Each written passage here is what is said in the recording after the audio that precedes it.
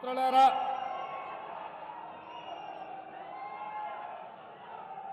శ్రీమతి సోనియా గాంధీ గారు, శ్రీ మల్లికార్జున్ ఖర్గే గారు, శ్రీ రాహుల్ గాంధీ గారు మల్కాజ్గిరి పార్లమెంటు నియోజకవర్గ కాంగ్రెస్ పార్టీ అభ్యర్థిగా శ్రీమతి పట్నం సునీత మహేందర్ రెడ్డిని అభ్యర్థిగా నిర్ణయించి మన ముందుకు పంపిస్తే ఈరోజు ఈ నామినేషన్ ఎన్నికల ప్రచార కార్యక్రమాన్ని మీరందరూ దగ్గరుండి ఏర్పాటు చేసి ఇంత పెద్ద ఎత్తున వేలాదిగా తరలి వచ్చి సునీత మహేందర్ రెడ్డి గారిని గెలిపించడానికి మీరు కృషి చేస్తున్నందుకు మీకందరు కూడా మనస్ఫూర్తిగా ధన్యవాదాలు, కృతజ్ఞతలు. మిత్రులారా, ఈ కార్యక్రమంలో పెద్దలు మధు యాస్కి గౌడ్ గారు, మిత్రుడు దుద్దిల్ల శ్రీధర్ బాబు గారు, మన ఇండియా కూటమి, మన మిత్రపక్షము మొన్నటి శాసనసభ ఎన్నికలలో కాంగ్రెస్ పార్టీకి సంపూర్ణమైన మద్దతు పలికి ఈనాడు ప్రభుత్వ ఏర్పాటు ప్రక్రియలో సంపూర్ణంగా సహకరించిన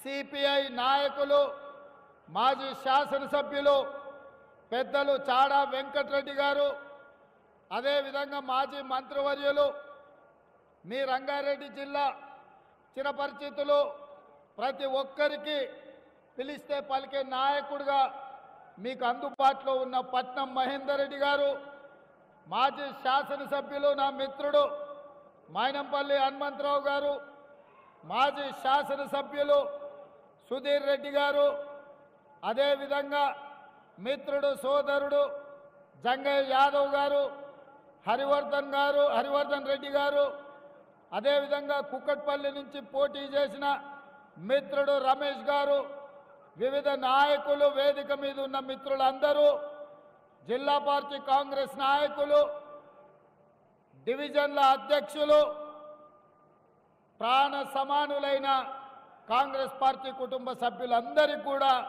మనస్ఫూర్తిగా ధన్యవాదాలు, కృతజ్ఞతలు తెలియజేస్తున్న మిత్రులారా, ఈ వేదిక మీద ఉన్న చాలామంది మిత్రులు, ఇక్కడ హాజరైన వేలాది మంది కార్యకర్తలు 2018లో కొడంగల్ శాసనసభ నియోజకవర్గంలో చంద్రశేఖరరావు గారు కుట్రలు చేసి పోలీసులను పెట్టి అరెస్టు చేసి అడ్డుకొని ఆనాడు అక్కడ ఓడిస్తే ప్రభుత్వ కుట్రాన్ని మీరు గుర్తించి 2019 పార్లమెంట్ ఎన్నికల్లో ఈ మల్కాజ్గిరి నుంచి ఎన్నికల బరిలో దిగితే మీరే కథన రంగంలో కార్యకర్తలై, నాయకులై, మీరే కాంగ్రెస్ పార్టీ అభ్యర్థులై ప్రతి ఒక్కరిని ఇంటింటికి పోయి ప్రతి తలుపు తట్టి ప్రతి గుండెకు చేరి దేశంలోనే అతిపెద్ద పార్లమెంటు నియోజకవర్గమైన మల్కాజ్గిరి నుంచి నన్ను ఎంపీగా గెలిపించి ఢిల్లీకి పంపించిండ్రు. మిత్రులారా,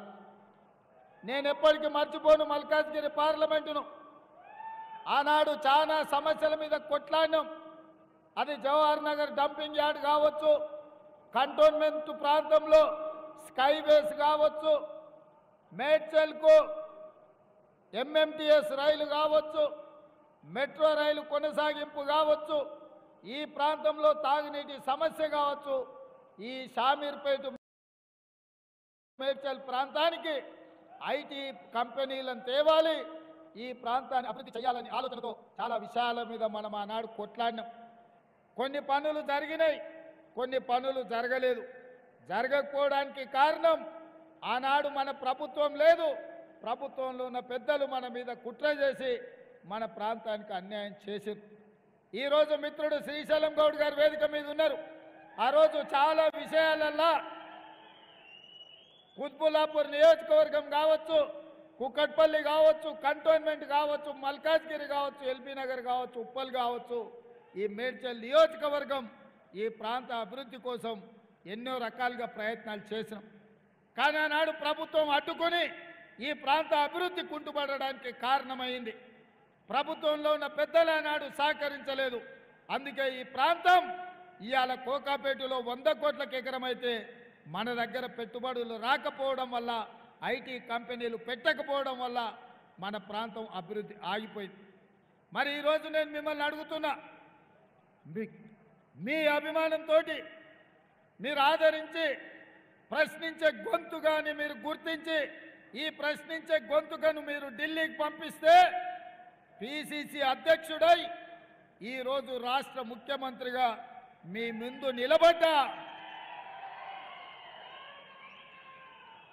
పడిపోతున్న నన్ను నిలబెట్టి నిటారుగా కేసీఆర్తో కొట్లాడే ధైర్యం ఈ మల్కాజ్గిరి పార్లమెంటు నియోజకవర్గ మిత్రులు ఇచ్చిండ్రు, ఇక్కడున్న పార్టీ కార్యకర్తలు ఇచ్చారు. మీరిచ్చిన ధైర్యంతో వెనుదిరిగి చూడలేదు, వెనక్కి మళ్ళీ చూడకుండా 5 ఏళ్ళు రాత్రి మగళ్ళు ప్రతి నిమిషం ప్రతి క్షణం ప్రజా సమస్యల మీద కొట్లాడినాం, ఈ ప్రభుత్వంతో పోట్లాడినాం. అందుకే ఈరోజు తెలంగాణ రాష్ట్రం అంతా మనకు అండగా నిలబడి మీ మల్కాజ్గిరి ఎంపీని ఈ రాష్ట్రానికి ముఖ్యమంత్రిని చేసే అవకాశం వచ్చింది.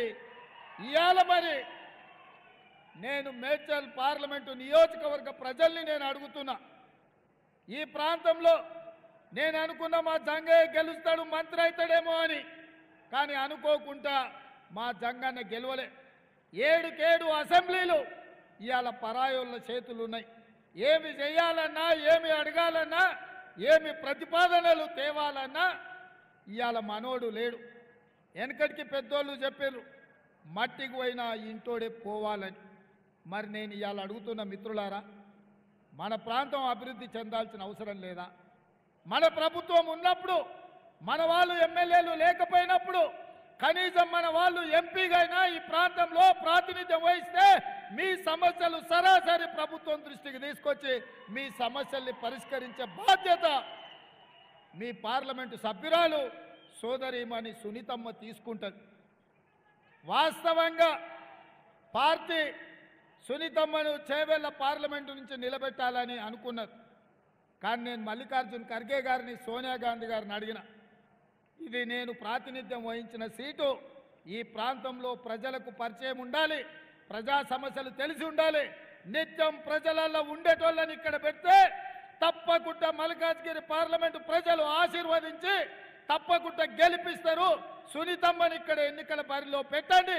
3 సార్లు జిల్లా పరిషత్ చైర్పర్సన్గా మహేందర్ రెడ్డి 35 ఏళ్ల నుంచి రంగారెడ్డి జిల్లాలో తండాలలో, మారుమూల పల్లెల్లో, పట్టణంలో ఉండే ప్రతి డివిజన్లో ప్రతి ఒక్కరికి తెలుసు. ఎమ్మెల్యేగా, మంత్రిగా, ఎమ్మెల్సీగా, చీఫ్ విప్గా ఈనాడు ప్రతి సమస్య మీద అవగాహన ఉన్నది. సునీతమ్మను మీరు ఎంపీగా గెలిపిస్తే మీకు బోనస్గా మహేందర్ రెడ్డి ఎమ్మెల్సీగా, చీఫ్ విప్గా మీ సమస్యల్ని పరిష్కరించడానికి వారు తోడుంటారు. మీరు ఒక్క ఓటేసి గెలిపిస్తే మీకు 2 సేవకులు ఈ మల్కాజ్గిరి పార్లమెంటుకు వస్తారని చెప్పి నేను ఈ సందర్భంగా తెలియజేయదలుచుకున్నాను. అందుకే 24 గంటలు మీ మధ్యలో ఉండి మీ సమస్యలు తెలిసి మీ సమస్యల పరిష్కారం కోసం కృషి చేసే మహేందర్ రెడ్డి కుటుంబాన్ని ఈ మల్కాజ్గిరి మేడ్చల్ పార్లమెంటు నుంచి ఈరోజు ఎన్నికల్లో పెట్టినాం. ఇవాళ నేను ఒక్క విషయం చెప్పదలుచుకున్నా. ఆనాడు పెద్దలు దేవేందర్ గౌడ్ గారు ఉన్నప్పుడే వేలాది ఇండ్ల పట్టాలిచ్చి మీ బస్తీలలో, మీ మారుమూల ప్రాంతాలలో సీసీ రోడ్లేసి ప్రాంతాన్ని పెద్దలు దేవేందర్ గౌడ్ గారు ఉన్నప్పుడు అభివృద్ధి చేశారు. ఆయల్లో చేసిన అభివృద్ధి ఇవాళటి వరకు జిల్లాల నుంచి వచ్చిన పేదోళ్లకు బస్తీలలో ఇళ్ల పట్టాలు వచ్చినాయి. మరి ఈరోజు బీఆర్ఎస్ 10 ఏళ్లలో ఇచ్చిన ఇళ్ల పట్టాలు ఏంది, చేసిన అభివృద్ధి ఏందో ఒక్కసారి మీరు అంచనా వేసుకోండి. అందుకే కేసీఆర్ ఇవాళ బిడ్డ బెయిల్ కోసం 5 సీట్లల్లో బీజేపీలను గెలిపిస్తానని చీకటి ఒప్పందం చేసుకున్నాడు. అందులో భాగంగానే ఇవాళ బీఆర్ఎస్ వాళ్ళు చచ్చువైన వాళ్ళను, తాలువైన వాళ్ళను ఈరోజు బీఆర్ఎస్ అభ్యర్థులుగా నిలబెట్టినరు. ఇక్కడ ఎవరిని ఎంపీగా నిలబెట్టిరో నేను చెప్పాల్సిన పని లేదు, వాళ్ళ పనితనం ఏందో మీకు తెలుసు. ఇవాళ అభ్యర్థి కూడా తెలియదు, ఆ అభ్యర్థి తలకాయే బీజేపీకి, మోడీకి తాకట్టు పెట్టిండన్న సంగతి బీఆర్ఎస్ అభ్యర్థికి ఇంకా తెలియదు. పాపం ఆయన గొర్రెలెక్క అక్కడ ఇక్కడ తిరుగుతూ ఉన్నాడు, ఇంకా ఏదో జరుగుద్దని. అందుకే ఈరోజు ఈ కుట్రపూరితమైన రాజకీయాలను తిప్పు కొట్టాలి, ఈ కుమ్ముక్కు రాజకీయాలను బొందబెట్టాలి.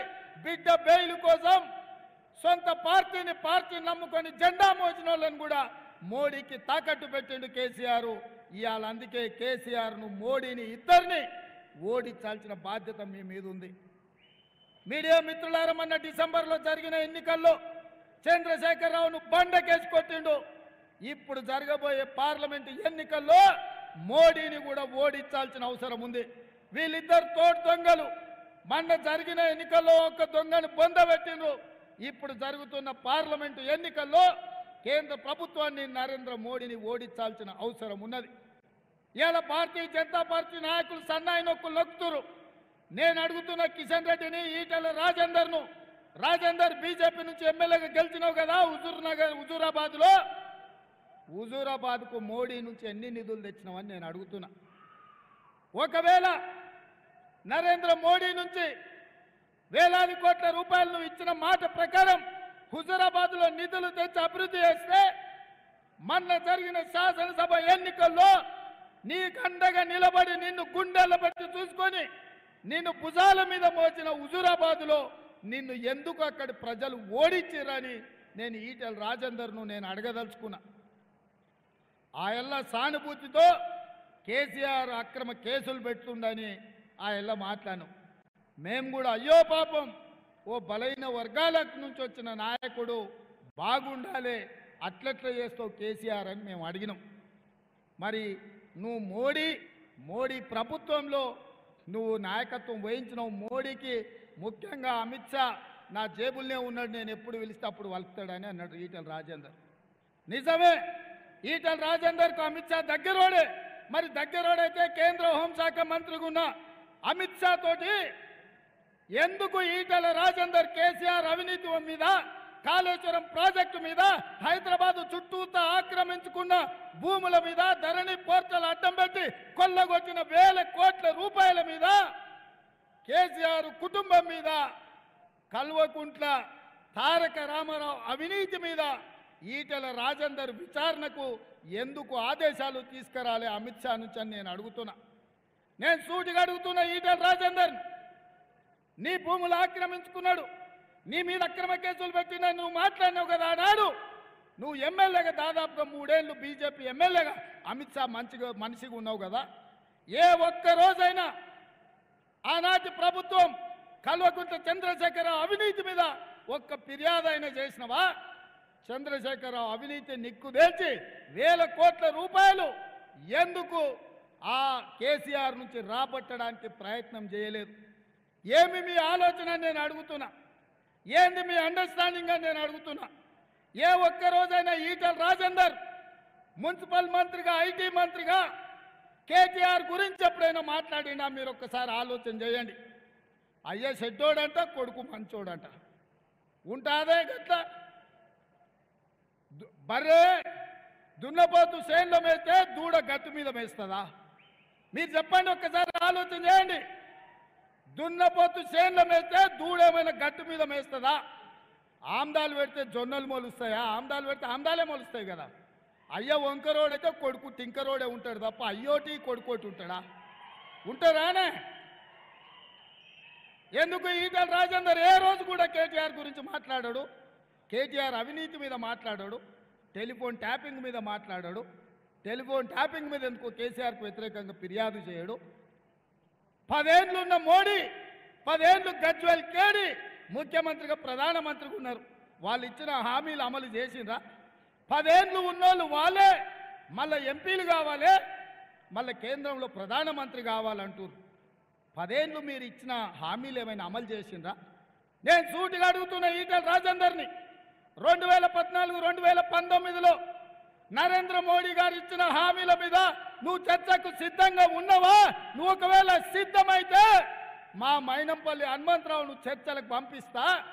మోడీ ఇచ్చిన హామీలు అమలు చేసిండ్రా మీరు? ఆనాడు చెప్పిండు మోడీ, ప్రతి సంవత్సరం 2 కోట్ల ఉద్యోగాలు ఇస్తా అన్నాడు. 10 ఏళ్లలో 20 కోట్ల ఉద్యోగాలు ఇచ్చి ఉండాలి. కానీ పార్లమెంటులో నేను అడిగిన ప్రశ్నకు 7,21,680 ఉద్యోగాలు ఇచ్చిన అన్నాడు. చెప్పింది 20 కోట్లు, ఇచ్చింది 7 లక్షలు. ఎవరి ముక్కులో పెట్టాలి ఆ ఉద్యోగాలని నేను అడుగుతున్న ఈటెల రాజేందర్. ఇదే కాదు, ఈ దేశంలో రైతుల ఆదాయం పెంచాలి, 2022 లోపల రైతుల ఆదాయాన్ని రెండింతలు చేస్తానని ఆయన ఎన్నికల్లో హామీ ఇచ్చిండు.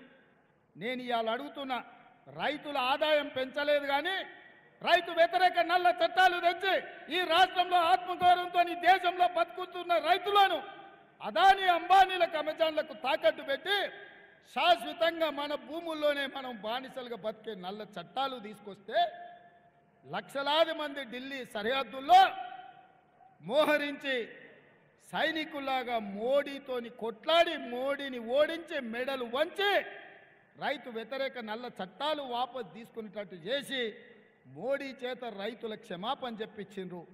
మరి ఇంత జరిగినా రైతులకు ఆదాయం రెండింతలు అయ్యేటట్టు చేసిండా? అంతెందుకు, పార్లమెంటులోనే మాట ఇచ్చిండు, రైతు పండించిన పంటకు కనీసం మద్దతు ధర ఇచ్చి కొంటామని. ఇవాళ రైతు సంఘాలన్నీ, రైతు కూలీల సంఘాలన్నీ నరేంద్ర మోడీని ప్రశ్నిస్తున్నాయి. భారతీయ జనతా పార్టీ ప్రభుత్వం చట్టబద్ధత కల్పించి కనీసం మద్దతు ధర చట్టాన్ని చేయమని, రైతులు పండించిన పంటను కొనడానికి కూడా కనీసం మద్దతు ధర స్వామినాథన్ కమిషన్ ఇచ్చిన రిపోర్ట్లను అమలు చేయడానికి సిద్ధంగా లేరు. ఈ రైతులను దోకా చేసింది నరేంద్ర మోడీ కాదా?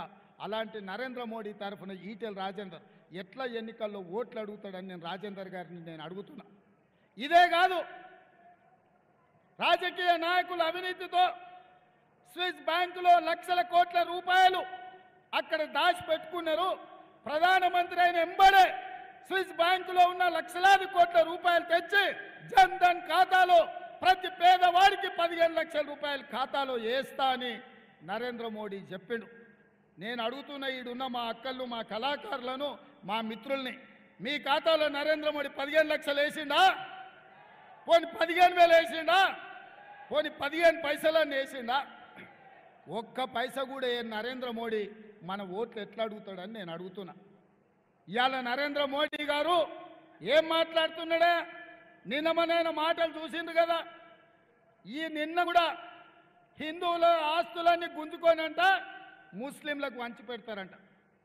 ఈ దేశ ప్రధానమంత్రి ఈ రకంగా మాట్లాడడం ఈ దేశానికి గౌరవమా అని నేను అడుగుతున్నా.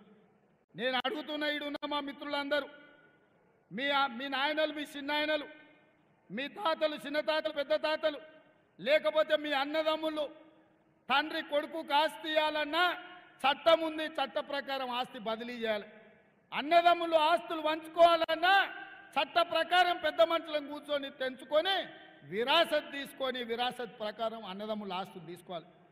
ఒకటి ఆస్తి ఇంకోటి ఆస్తికి మారాలంటే సబ్ రిజిస్ట్రార్లో పోయి రిజిస్ట్రేషన్ చేసి మొత్తం కనుక్కోవాలి.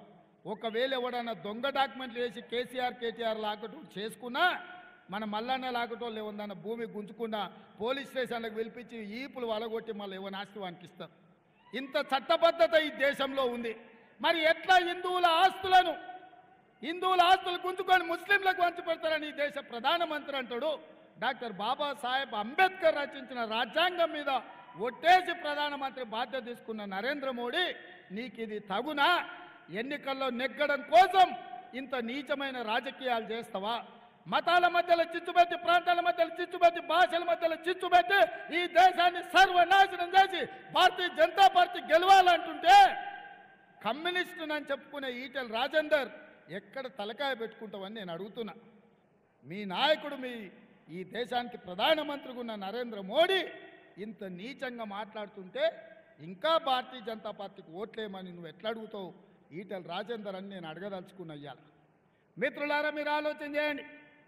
ఇవాళ ఈ వేదిక మీద ఇక్కడ ఉన్నోళ్ళు వేలాది మంది శివుడి భక్తులు ఉన్నారు.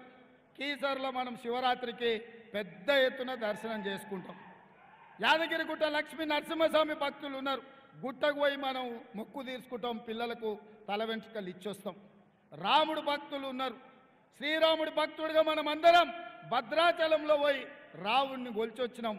అదేవిధంగా జోగులాంబ అలంపూరు పోయి జోగులాంబ శక్తి పీఠానికి ఇవాళ పూజలు చేసుకున్నాం. ఒకటే దయ్యం పట్టినట్టు పట్టింది బీజేపీ వాళ్ళకు. జై శ్రీరామ్ అనాలనంట, బూతులో ఓట్లు పడాలనంట. ఎత్తిన జెండా దించకు, ఇచ్చిన పైసలు వంచకు అన్నట్టు తయారైంది వీళ్ళు. ఏంది ఇది అని నేను అడుగుతున్నా. రాముడు పేరు మీద ఎంతకాలం రాజకీయం చేస్తారు? రాముడిని తీసుకొచ్చి బజార్లో పెట్టి గోడల మీద రాసి ఇదేనా మీ నీచమైన రాజకీయం అని బీజేపీ నాయకులను అడుగుతున్నా. అందుకే మిత్రులారా, దేవుడు గుడిలో ఉండాలి, భక్తి గుండెల్లో ఉండాలి. వాడే అసలైన హిందువు. నా మనసులో నుంచి మాట్లాడుతున్నా. నేను హిందువును, నేను దేవుణ్ణి నమ్ముతా. దేవుడి నమ్మకం నా విశ్వాసం. ముస్లింలు మహమ్మద్ ప్రవక్తను నమ్ముతారు, క్రిస్టియన్స్ యేసు ప్రభువు నమ్ముతారు, సిక్కులు వాళ్ళ దేవునికి మొక్కుతారు. ఎవడి ధర్మము ఎవడి జాతి వాడిదే. ఎవడి ధర్మాన్ని వాడి జాతిని గౌరవించుకోవడం వాళ్ళ హక్కు. రాజ్యాంగం మనకు ఇచ్చిన అధికారం. ఇదేం కర్మనో దేశంలో ప్రధానమంత్రి నుంచి మొదలు పెడితే కమ్యూనిస్టు నాని ముసుగు తోడుకున్న ఈటల రాజేందర్ కూడా ఈరోజు ఇట్లా తయారైండయా. అందుకే దేవుడి పేరు మీద, మతం పేరు మీద రాజకీయ వ్యాపారం చేసేటోళ్లను పొలిమేర్లు దాటే వరకు తరమాల్సిన అవసరం ఉంది. శాంతి భద్రతలను కాపాడి మత సామరస్యాన్ని నిలబెట్టి ఈ నగరాన్ని అభివృద్ధి చేసే బాధ్యత మన ప్రభుత్వం తీసుకున్నది, మనం తీసుకుంటాం. అందుకే మిత్రులారా, ఇవాళ వివేకంతో మనం వ్యవహరించాలి. వివాదాలతోని సంక్షేమాన్ని దెబ్బతీయొద్దు. అందుకే ఈరోజు బీజేపీ వాళ్ళకు చెప్పుకోవడానికి ఏంది లేదు. పేదవాడికి ఇల్లు ఇచ్చింది లేదు, నిరుద్యోగులకు ఉద్యోగాలు ఇచ్చింది లేదు, జన్ధన్ ఖాతాలో పైసలు వేసింది లేదు, రైతులను కాపాడింది లేదు. ఈరోజు ప్రపంచంలో ఉండే 125 దేశాలలో ఆకలి మీద ఒక సర్వే చేసిరు. ఏ దేశంలో ఆకలి ఎక్కువ ఉంది, పేదల అన్నం దొరకక చస్తున్నారని సర్వే చేస్తే భారతదేశం 111వ స్థానంలో నిలబడ్డది. 125 దేశాలు ఉంటే ఈ దేశం ఆకలి ఇండెక్స్లో 111వ స్థానంలో ఉంది. నిజంగా నరేంద్ర మోడీ గారు సిగ్గుతో తల వంచుకోవాలి. పాకిస్తాన్, బంగ్లాదేశ్ కంటే భారతదేశం వెనుకబడ్డది. ఇంత దరిద్రం దేశంలో తాండవిస్తుంటే మతం ముసుగులో రాజకీయ ప్రయోజనం కోసం ప్రయత్నం చేయడం ఇది మంచిదా? ఇట్లాంటి నరేంద్ర మోడీతోని కల్వకుంట్ల చంద్రశేఖరరావు చీకటి ఒప్పందం చేసుకొని ఇక్కడ అభ్యర్థిని ఎట్లాంటి వాళ్ళని పెట్టినరో చూడండి. టీఆర్ఎస్ కేసే ప్రతి ఓటు మూసీలేసినట్టే అది రాజేందర్కు పరోక్షంగా ప్రయోజనం ఉంటుంది. అందుకే టీఆర్ఎస్ కార్యకర్తలకు, నాయకులకు నేను విజ్ఞప్తి చేస్తున్నా. మీ నాయకుడు ఎప్పుడో మిమ్మల్ని తాకట్టు పెట్టిండు, నరేంద్ర మోడీకి తెగ నమ్మిండు. అందుకే మీరున్నది టీఆర్ఎస్లో అయినా మీరు వెయ్యాల్సింది కాంగ్రెస్ పార్టీకి. ఎందుకంటే ఒక సెక్యులర్, ఒక అభివృద్ధిని కాంక్షించే అభ్యర్థి మీకు కావాలంటే సునీత మహేందర్ రెడ్డి గారు మల్కాజ్గిరి నుంచి ఎంపీగా గెలవాలి. అక్కని గెలిపించండి. అక్కకేసే ప్రతి ఓటు నాకేసినట్టే.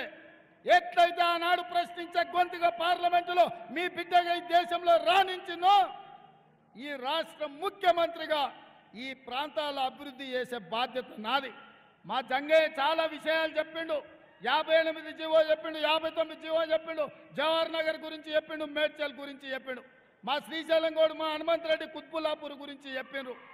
మా శ్రీ గణేష్ కంటోన్మెంట్ గురించి చెప్పిండు. మా హనుమంత్ అన్న కంటోన్మెంట్ మల్కాజ్ గురించి చెప్పిండ్రు. మా మల్రెడ్డి రామరెడ్డి, జక్కడి ప్రభాకర్ రెడ్డి, మా మధు యాస్కి అన్న ఎల్బీ నగర్ గురించి చెప్పారు. మా బండి రమేష్ కుక్కట్పల్లి సమస్యల మీద చెప్పిండు. ప్రతి ప్రాంతంలో నేను 5 ఏళ్ళు ఎంపీగున్నా. సందు సందు నాకు తెలుసు, గల్లీ గల్లీలో మీరందరూ నేను గుర్తుపడతా. ఇవాళ నాకు అవకాశం వచ్చింది. ఈ ప్రాంతాన్ని అభివృద్ధి చేసే అవకాశం నా చేతికి ఇచ్చిండు దేవుడు. అందుకే నేను మిమ్మల్ని అడుగుతున్న ఈ అవకాశాన్ని ఉపయోగించుకుందాం. మీ అన్న, మీ తమ్ముడుగా ఈ ప్రాంతంలో నేను కష్టాలలో ఉన్నప్పుడు నన్ను ఆదుకున్నారు కాబట్టి ఈ ప్రాంతాన్ని అభివృద్ధి చేసే బాధ్యత, అధికారం ఈరోజు నా చేతుల్లో ఉంది. నాకు అండగా నిలబడండి. సునీతమ్మను పార్లమెంటు గెలిపించండి. ఈ ప్రాంతాన్ని తీర్చిదిద్ది కుక్కట్పల్లి, నార్సింగి, మంచిరేవుల ప్రాంతంలో 100 కోట్లకి ఎకరం ఎట్లా పోద్ది, మేడ్చల్, షామీర్పేట ఎట్లా పోదో నేను చూస్తా. ఈ ప్రాంతానికి పరిశ్రమలు తీసుకొస్తా, ఫార్మా కంపెనీలు తెస్తా. మా వేణున్నాడు సర్పంచ్, ఇన్నే జీనోమ్ వ్యాలీ ఉంది. ఆనాడు మనం చేసిన అభివృద్ధే ఈరోజు ఇక్కడ ఉన్నది. ఐటీ కంపెనీలతో పాటు ఫార్మా కంపెనీలను తీసుకొచ్చి ఈ ప్రాంతాన్ని అభివృద్ధి చేస్తా. వివిధ రాష్ట్రాల నుంచి వివిధ ప్రాంతాల నుంచి వచ్చిన పేదలకు ఈ ప్రభుత్వం అండగా నిలబడుతుంది. తెల్ల రేషన్ కార్డులు ఇస్తామని చెప్పి నేను ఈ సందర్భంగా తెలియజేస్తున్నా మిత్రులారా. ఈరోజు మీకు 500 రూపాయలకు సిలిండర్ ఇస్తే ప్రతి పేద బస్తీలో ఆడబిడ్డలకు మేలు జరిగింది. 200 యూనిట్లు ఉచిత కరెంట్ ఇస్తే వివిధ ప్రాంతాల నుంచి వచ్చిన మారుమూల గ్రామాల నుంచి వచ్చిన ప్రతి పేదవాడికి సహాయం జరిగింది. రాజీవ్ ఆరోగ్యశ్రీ పథకం అమలు చేస్తే 10 లక్షల రూపాయలు పేదోళ్లకు ప్రయోజనం కలిగింది. ఆర్టీసీ బస్సులో ఉచిత ప్రయాణం ఇస్తే ఆడబిడ్డలు ఎక్కడి నుంచి ఎక్కడికైనా పని చేసుకోవడానికైనా ఉద్యోగానికి పోవడానికైనా గుడికి పోవాలన్నా పిల్లల్ని బడిలో ఇడవాలన్నా అప్పుడప్పుడు ఇంటి ఆయన మీద కోపం వస్తే అమ్మగారి ఇంటికి పోవాలన్నా ఈరోజు ఆర్టీసీ బస్సు ఎవరిని అడిగే పరిస్థితి లేకుండా పోయింది. ఇవన్నిటినీ మీకు రద్దు చేయించాలని కుట్ర జరుగుతుంది బీజేపీ బీఆర్ఎస్. ఎవడు అడ్డం పడ్డా తొక్కుకుంటూ పోయి మీ సంక్షేమ పథకాలు అమలు చేస్తుంది ఈ ప్రభుత్వం.